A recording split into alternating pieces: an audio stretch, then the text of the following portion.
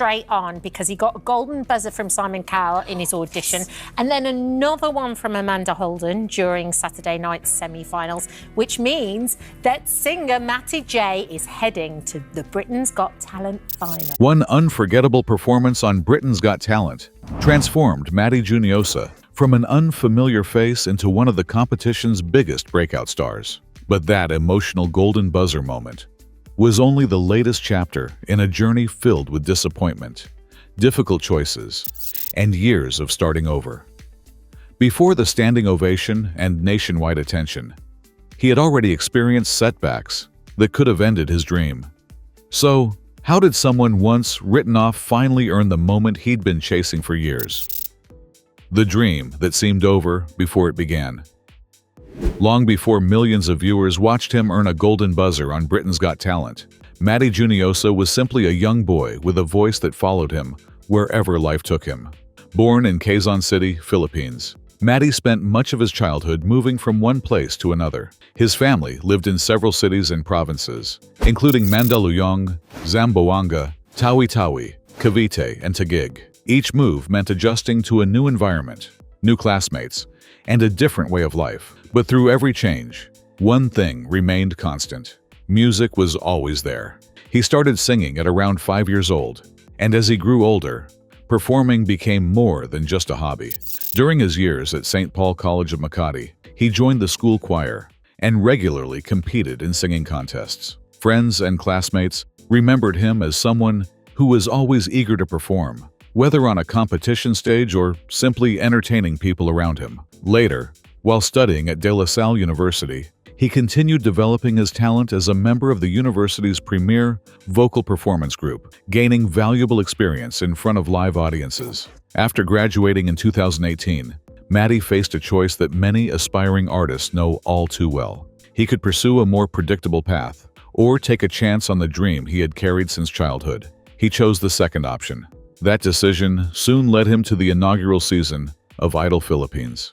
Earning a place in the competition was already a significant achievement, especially considering the thousands of hopeful singers who auditioned. Matty advanced all the way to the top 12, putting him within reach of the breakthrough he had been chasing for years. But success on a televised competition depended on more than just talent. During the first live show, contestants performed songs by renowned Filipino composer Ryan Cayabayab, while audiences across the country cast their votes. Although Matty had impressed enough to reach the finals, he lacked the widespread public recognition that many contestants relied on. When the combined scores from the judges and viewers were announced, he received the lowest overall score among the finalists and became one of the first contestants eliminated. For someone who had invested years into pursuing music, the moment was devastating. Publicly leaving the competition so early made it seem as though his biggest opportunity had disappeared almost overnight. Even Matty later admitted that he wondered if he would always be remembered as someone who fell short whenever the stakes were highest. It would have been easy to walk away from music altogether. Instead, an unexpected opportunity arrived almost immediately.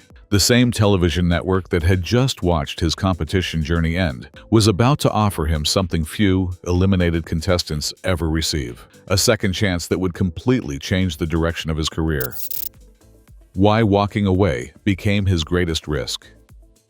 Most contestants who are eliminated early from a televised singing competition slowly fade from the spotlight. But for Matty Juniosa, an unexpected opportunity arrived just when it seemed his career had stalled.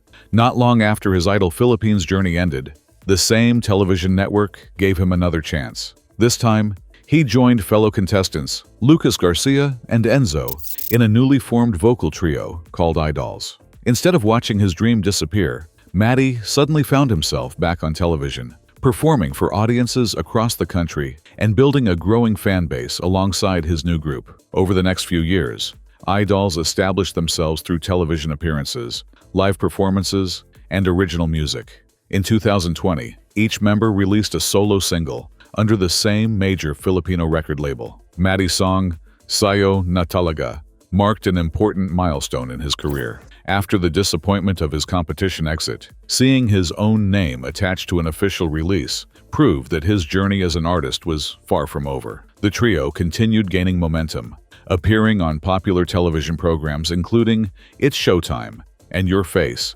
Sounds Familiar. Then another achievement quietly added to Matty's growing resume. In 2021, iDolls released the song Kapangyarihan, which would later become the final lip-sync track in the Season 2 finale of Drag Race Philippines. For many viewers, it was simply a memorable performance.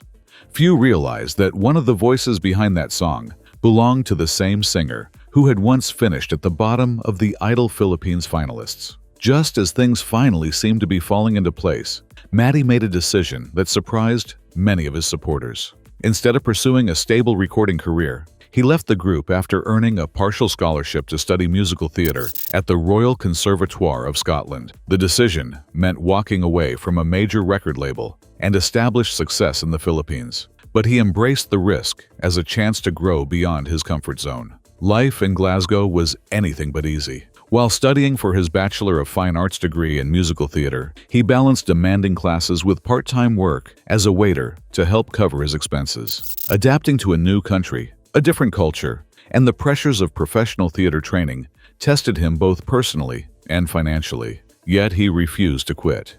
By the time he graduated in 2024, he had performed in productions such as Kinky Boots and The Hunchback of Notre Dame, appeared at the Edinburgh Festival Fringe, and built valuable stage experience. Still, like many theater graduates, he returned to waiting tables while searching for his next opportunity. To some, it may have looked as though all those years of sacrifice had led nowhere. But behind the scenes, Matty was quietly preparing for one more chance.